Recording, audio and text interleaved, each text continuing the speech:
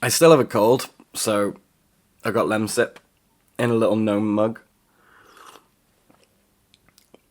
You can be a metalhead and still take care of yourself. One thing I don't talk about a lot on this channel is the fact that I am a colossal music nerd. I grew up playing the drums, I raised myself on punk rock music, and these days my favourite genres are death metal, black metal, prog rock and punk. And every year since I was at university, I have posted somewhere a top 15 albums of the year. I write them down and I put them out on Twitter or Instagram or whatever. And this year I thought, well, I've got a channel.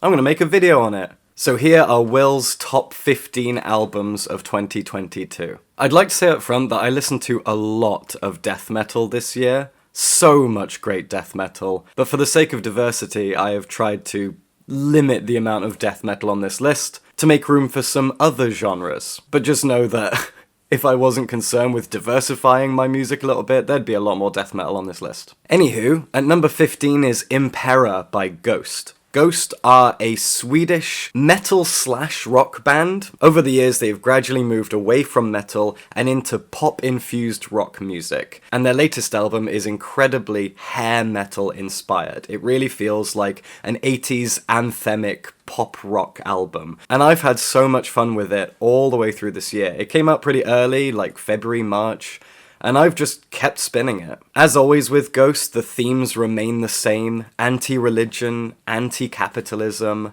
and I'm all for it. Ghost are a very anti-theistic band, and they continue to lean on that, but in a much more poppy and almost tongue-in-cheek way with this new album. They know what they are, and they're celebrating that. There's nothing really to dislike with what Ghosts do. Whether you're a metalhead, someone who likes classic rock, or just a casual music fan, there's so much in here to just enjoy. One thing that happened to me this year is I returned to my university days and became a deathcore fan again. I haven't listened to a lot of deathcore music in like 10 years, but there are 2 deathcore albums on this list and a few others that I really enjoyed as well this year. And at number 14 is Pain Remains by Lorna Shaw. Lorna Shaw are a big stalwart of modern deathcore, and this record bites. The mastering of it is so crisp. Every single drum hit, every note is so crisp. And when you've got a vocalist who tears through screams and growls like this, you need the mixing and mastering to really be on point. There's nothing gross or messy. And quite often death metal is gross and messy in its production on purpose to create a specific atmosphere. A hellscape. This is not a hellscape. This is metallic, almost sci-fi feeling in how clean it is. And it is really, really gnarly. Deathcore these days really leans on itself in a kind of self-aware way. Because it's basically death metal with breakdowns, the breakdowns on this album are stupidly long. You'll have a breakdown that begins and then 5 or 6 seconds of just silence, and then another huge cymbal crash or a double bass hit and a deep, dark growl.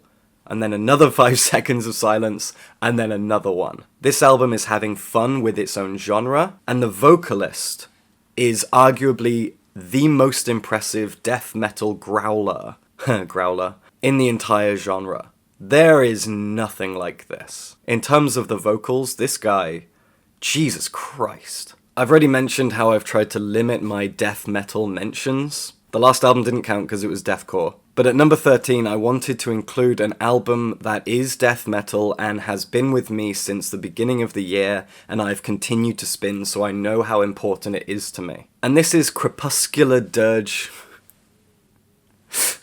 Crepuscular Dirge for the Blessed Ones by Cosmic Putrefaction. The name alone. Once again, this is a band that understands death metal, understands how ridiculous it all is, even down to its naming conventions. The band, the album, and the track names, all of the words that you hear or read when it comes to this band are stupid. And that really reinforces the tone and atmosphere of this record. And it's a really, really tightly made death metal record. It has a slight old school death metal vibe, but it doesn't lean on that too much, because a lot of old school death metal, especially now, that is trying to rekindle that flame, goes for really, as I said, messy mixing to make it sound vintage, and that's not the case here. This is pretty crisp stuff. But it also doesn't have any kind of technical, futuristic aspects to it. It manages to just be very straightforward death metal, somewhere between that futuristic sci-fi aspect that exists in death metal, and I'll come to in a bit, and the really, really gnarly, gross, muddy old school death metal. This sits right in the middle. Cosmic Putrefaction are a lot of fun, and like a lot of death metal, their themes and their vibes lean on Lovecraftian horror. This is just good death metal. Now, I just mentioned how there's a kind of futuristic, technical, sci-fi side of death metal, and that's what this album here is. This is The Hybrid Suns by Exocrine, and this is a short 30-minute record that just pounds at your eardrums from beginning to end. I feel like I could accidentally make it sound like this is thrash metal, and I don't want to because I hate thrash metal, but it definitely thrashes at you, but within the death metal genre. I can't stand thrash. This is death metal through and through. But it pounds and it pounds and it pounds. It is relentless. And right from its album art, to its album title, to its lyrics, and its very crisp and clean sound, this has a science fiction-y feel to it. This feels like the soundtrack to a sci-fi video game. Kinda like Doom, but where you'd be fighting deadly robots instead of Hellspawn. That kind of a vibe, that's what you get from this album. This is just so reliably good all the way through. You've got deep growls, you've got relentless blast beats, you've got chugging guitars, and it doesn't let up at any point. It just continues on. You press play, half an hour later you're done. And you've just been hit by a wall of beautiful death metal riffage and pounding drums and growling vocals. Gorgeous. Next is Everything Everything's Raw Data Feel. Everything Everything are one of my favourite bands ever. They're a band that are very difficult to categorize. They're a pop group. They are a rock group. They are an electronic group. They are progressive and technical. Some of their music you could even imagine hearing in a club. I would say that if you're a fan of progressive rock music, and you're a fan of pop music, Everything Everything fall right in the middle, and you'll enjoy them. If you've never listened to Everything Everything, you've got lots of electronic beats, you've got lots of falsetto vocals, you've got really, really happy melodies, but there's a lot of technicality to everything they do.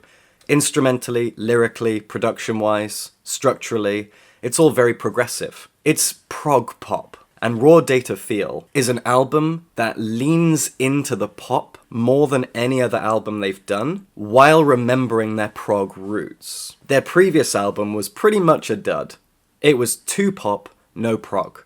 The album before that was a little bit too dark. This is a return to form, while also pushing them forward a little bit. And that's exactly what any good album should be. If a band have released 4 or 5 records, they're looking to change their sound by building on what they've already established and entering new territory. That's what Raw Data Feel is. If you're a fan of Everything Everything, Raw Data Feel is just, it's perfect. It really feels like it's them refining their craft. I'm very, very impressed with this album. It's so happy, while also lyrically being about pretty shallow topics. It's kind of like Muse. You know how Matt Bellamy of Muse thinks he's some anti-establishment hero where in fact he's just an idiot loser? This is kind of like that, but a bit more meat on the bones.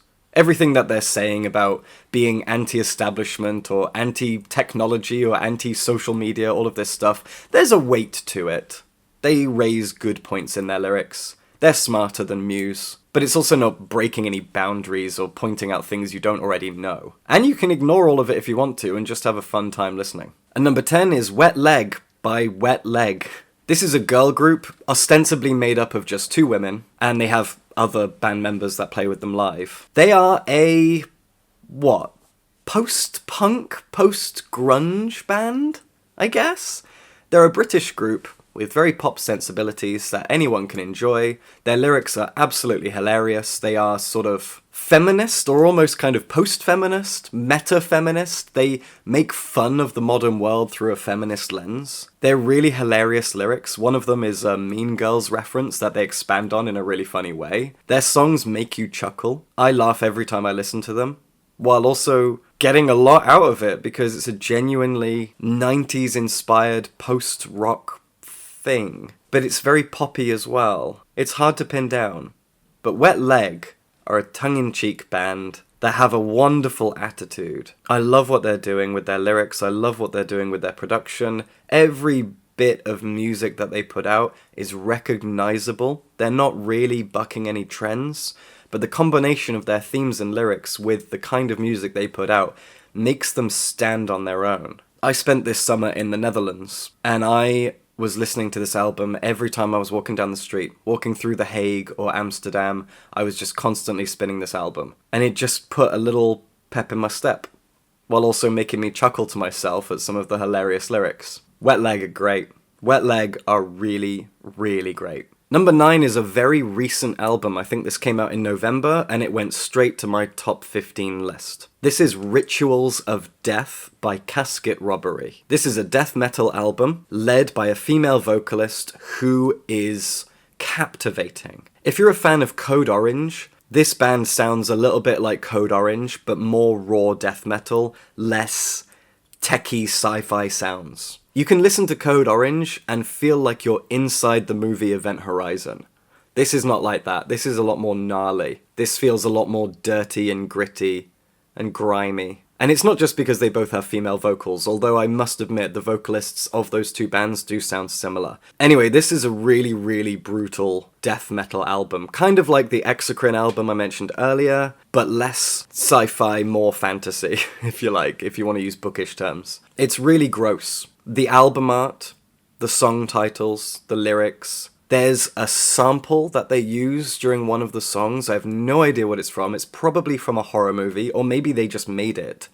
And it's a soundbite of a woman in a very ASMR voice, slicing the skin off a body and talking to the person. So they're obviously still alive, and she's just talking about the way that the person's skin is peeling away. And you can hear this horrible sound of hacking, and then the song comes in. In that way, it's very reminiscent of my favourite death metal band ever, Aborted. I talk about Aborted a lot with friends, no one ever cares. But Aborted put a lot of sound bites in from classic horror movies, and this does the same thing. And it's gross, and it really helps to set the mood. And this is another album, kind of like Cosmic Putrefaction, that name is a mouthful, where it's not really old school death metal, it's not really future progressive technical death metal either. It just sits in the middle, being comfortably aggressive and kind of abusive. Amazing stuff. I could ramble about this album for a while. One of my favourite metal bands from the modern day is Hath, and their new album, All That Was Promised, is an absolute doozy.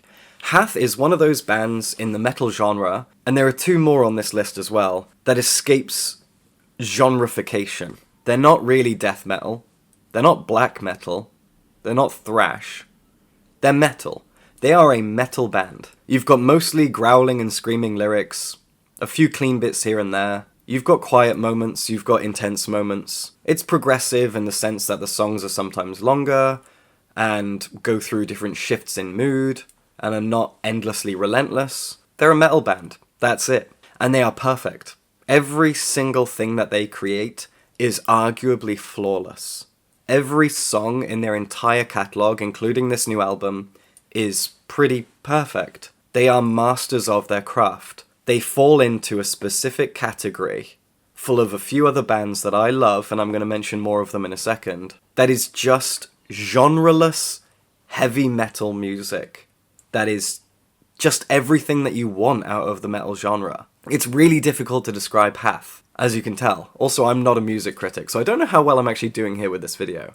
But Hath are one of my favourite bands. You put on an album of theirs, whatever kind of metal you like, and you'll enjoy Hath. All That Was Promised is indeed All That Was Promised. I mentioned earlier in the video that I have rediscovered deathcore this year. Lorna Shaw and a few other bands absolutely amazed me this year. But the deathcore band that I have been absolutely obsessed with since I first heard them is Worm Shepherd. I'd never ever listened to Worm Shepherd before, and oh my goodness gracious me. Their 2022 album Ritual Hymns is wonderful. This is the peak of deathcore, in my opinion. Like I mentioned when I talked about Lorna Shaw, this is an album that knows that it's deathcore, and it really goes to great lengths to have fun with that. Once again, the breakdowns in this album are ludicrously stupid. They go on for minutes at a time. They are slow, they are exaggerated, they are ridiculous. There is a deep growl at one point during a breakdown on one of these tracks. The breakdown starts, it slows down even more, and the vocalist just goes fum fum fum. I'm sure they're actual lyrics, I haven't looked them up, but it makes me giggle every time. I don't know if it's supposed to, but they seem to know what they are. They love the ridiculousness of deathcore, and they lean into it. They don't take it too seriously like Whitechapel or Thy Art Is Murder do. They're having fun. Their name is Worm Shepherd. They're having fun, and they are technically an incredible band. They really are suited to their genre. Their vocalist, his deep, dark, nasty growls hit perfectly. They mix with the drums, bass, and guitars. Oh god, so sensibly. And they have a grittiness to their mixing and their production that pushes them a little bit further than Lorna Shaw did, in my opinion. Just a slight grittiness, a slight nastiness to the way that the album sounds, just helps it feel a bit more elevated. A little bit more true to what deathcore often is and has been in the past. I can't get enough of it. I cannot. I actually think this is one of the albums I've listened to most this year. I've got a bunch more albums to talk about, but this one, as the year has gone on, I've been listening to it like once a day. In the last 2 months, I have listened to this album every single day. This is absolutely one of my favourite metal albums of the year. Is it weird to say it's catchy? I don't think deathcore can be further from catchy, but it's catchy. Here's a band that a lot of us grew up on, but over time we've forgotten about, and that's Coheed Cambria. I've never forgotten about Coheed Cambria. I listen to every new album they put out every single year, or every year that one comes out. And their new album, Vaxis 2, A Window of the Waking Mind, is the most fun I've had with a Coheed album. Well, since their last one, Vaxis 1, because I thought Vaxis 1 was also brilliant. If you've never listened to Coheed before, they are a progressive rock band with a theme that runs through almost all of their albums. Essentially, they've been writing a space opera for like 20 years. And every album is like a new book in that space opera epic. So in true prog rock fashion, every album is a concept album. And you are supposed to listen to all of them to get the entire narrative. I don't know the entire narrative. It's about two races out in space who are at war with each other, two planets, I'm not really sure. And I don't really care. But regardless, they are a reliably fantastic band. What I love about them as a prog band is that they're not too progressive. They're also, at their heart, just kind of an emo-inspired rock band. You've got gorgeous wailing vocals, you've got happy bouncy guitars, there's a lot of very catchy stuff here. Kind of like Everything, but more rock. A little heavier. It's prog rock, but simple. Most of the tracks are pretty short, but there are a lot of progressive elements in there. It's like prog light. They are just a reliably gorgeous rock band, who put out some of the most fun and entertaining music I've ever listened to. I am a huge Coheed fan, and I'm so glad that this new album has a lot of legs. It is varied and interesting and exciting all the way through. Number 5 I don't have a lot to say about. It's Counterparts, a eulogy for those still here. Counterparts put out a new album every 2 years. They are a hardcore punk band. Every other year, they put out an album, and that album is perfect. Once again, this is a band that's just perfect. Within their genre, they are the best. They are the peak. And they're absolutely incredible. Absolutely amazing. In terms of drums, as a drummer, the drumming in all of their albums is gorgeous. It's heavy, it's powerful. This is the kind of album that fills you with adrenaline. There are no slow burn tracks here. Everything is just pounding and powerful. Every album of theirs is half an hour of relentless punishment. Hardcore shouting and screaming and wailing and rending out your heart. Their music is palpably aggressive. There is a song in this album, right at the beginning, where the vocalist is talking about someone that he lost to cancer, and how he wishes that he could have taken their cancer, and how he's going to miss them for the rest of his life. And then I watched the music video, and I found out that this song is actually about his cat. He lost his cat to cancer, and he wished he could have taken her cancer. Jesus Christ. As a Cat fanatic, that hit me real hard. I love this album so much. If you love brutal hardcore punk music, you need to listen to Counterparts, and this might be their best album. Although it's hard to say because they're all just perfect. Number 4 is Liminal Right by Kardashev. This is another one of those bands that does not fit a specific genre. It's just perfect metal music. And the two members of this band that stand so tall are the drummer, who is remarkable, and the vocalist, who has some of the best screaming vocals and clean vocals you'll ever hear. The vocals are about 50-50 in this album between clean, beautiful, almost operatic high notes and dirty, grimy, nasty growls. This is disgusting when it wants to be and angelically beautiful when it wants to be, and it blends those two things perfectly. This is an album that is heaven and hell meeting, and at any one point you will flip between the two. And it's an album that, as I've said, defies genre. There is no specific genre going on here. It's progressive death metal something. And it's absolutely gorgeous. It's very progressive in the way that it shifts between these two tones, and they do so just marvelously. And the production is so heavy. Oh my god, the way that this album has been mixed is stunning.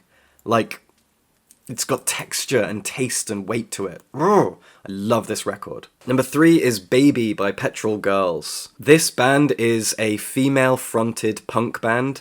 All of their lyrics are about patriarchy. They're a British band that tackle the themes of patriarchy from different angles. Police brutality, domestic abuse, hatred towards trans people, abortion regulations. There is a track on this album called Baby I Had an Abortion, and it ends with the vocalist laughing. This is a powerful feminist punk album. One of my favourite albums of this year, and honestly one of my favourite punk albums of all time. As a trans woman and as a feminist, I found this album to be so daring and important. This is people screaming about the unfairness of our patriarchal society, the ways in which women are trodden on. And not just cis women, but trans women as well. And I loved our inclusion very specifically in the lyrics of this album. It talks about abuse of sex workers, abuse of trans and non-binary people, and it calls out police brutality as well. In this country, we often talk about police brutality in the United States, but ACAB across the board, especially when it comes to women's rights and women's safety. I love Petrol Girls. If you want a really gnarly, but also kind of poppy and fun and bouncy punk album with angry lyrics from a woman who is absolutely sick to her back teeth of patriarchy, you need to check out Petrol Girls, Baby. My third band that defies genre is Conjurer. Conjurer brought out a debut album 2 or 3 years ago called Maya, which blew me away, and they've done it again with their new album Pathos. They do not fit any specific genre. They explore so many different avenues of metal. They are a 3-piece as well. 3 British lads. 2 of them do vocals. You've got the deep vocalist and the high vocalist. And there is a grimy grunginess to their music. It is sloppy. It is slow. Sometimes it feels almost punky. But it is dirty and gnarly metal music. I think I'm just gonna stop there. I'm not gonna describe it anymore. If you've never listened to Conjurer, I need you to go listen to Conjurer. Pathos takes a few listens. Give it time. Let it sink in.